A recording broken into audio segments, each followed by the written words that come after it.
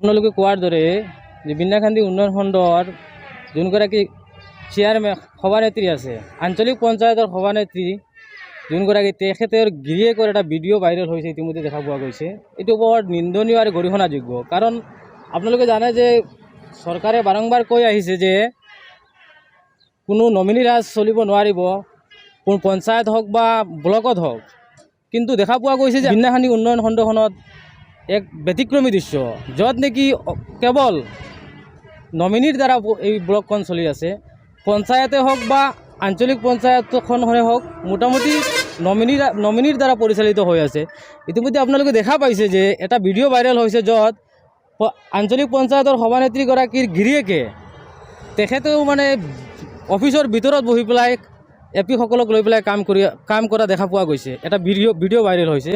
গতিকে মই এই ক্ষেত্ৰত হোজাই জিলা প্ৰশাসন তথা হোজাই জিলা উপায়ুক্ত মহোদয় আৰু বিন্যাখান্দি উন্নয়ন খণ্ডৰ ভিডিঅ'গৰাকীক মই আহ্বান কৰিছোঁ, বিন্যাখান্দি উন্নয়ন খণ্ডখনত যে নমিনীৰে চলাই আছে বা নমিনী যোনসকলে আহি পেলাই অফিচ কৰি আছে আহি পেলাই, এইটো অনতিপলমে বন্ধ হ'ব লাগে।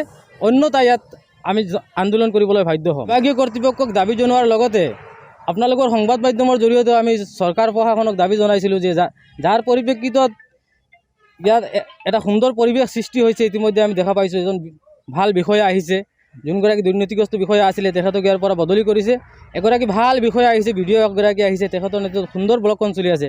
কিন্তু এতিয়া আকৌ যোনটো পৰিৱেশ দেখা পাই আছোঁ আমি বিন্যাখান্দি উন্নয়ন খণ্ডখনত, আগৰ নিচিনাই একেই ৰূপ লোৱা পৰিলক্ষিত হৈ আছে। নিশ্চিতভাৱে এটা ক'ব লাগিব যে যোনগৰাকী আমাৰ বিন্যাখান্দি উন্নয়ন খণ্ডৰ আঞ্চলিক পঞ্চায়তৰ সভানেত্ৰী আছে, তেখেতৰ কি দুৰ্বলতা আছে চাগে, সেইটো কাৰণে তেওঁৰ গিৰিয়েকে কামখিনি কৰিবলগীয়া আছে। গতিকে আমি অনুৰোধ জনাম, যদি তেখেতে কামখিনি কৰিব সুচাৰুৰূপে চলাই নিব নোৱাৰে, তেনেহ'লে তেওঁ ৰিজাইন দি দিয়ক, বেলেগ এজনক চমজাই দিয়ক, তেখেতৰ নেতৃত্বত চলিব ব্লকখন। নহ'লে যি হাৰত দেখা পোৱা গৈছে, চৰকাৰে বাৰম্বাৰ কৈ আহিছে যে নমিনী ৰাজ বন্ধ হ'ব লাগে, নমিনী বন্ধ হ'ব লাগে, অফিচৰ পৰা 100 মিটাৰ দূৰত থাকিব লাগে নমিনী। প্ৰশাসন তথা বিভাগীয় কৰ্তৃপক্ষক দাবী জনাইছোঁ যে যদি এইগৰাকী নমিনী ভিডিঅ' যোনগৰাকীৰ ভাইৰেল হৈছে, এইগৰাকী যদি আকৌ পুনৰাই আমি বিন্যাখান্দি উন্নয়ন খণ্ডখনত দেখা পাওঁ, তেনেহ'লে আমি লিখিত অভিযোগ দিম। আৰু ইয়াৰ উপৰিও যদি নহয়, আমি মুখ্যমন্ত্ৰীক লগ পাই আমি মুখ্যমন্ত্ৰীক এই বিষয়ে অৱগত কৰি অভিযোগ দাখিল কৰিম। যিকোনো খবৰৰ বাবে যোগাযোগ কৰক আমাৰ এই নম্বৰত 9181 307 221।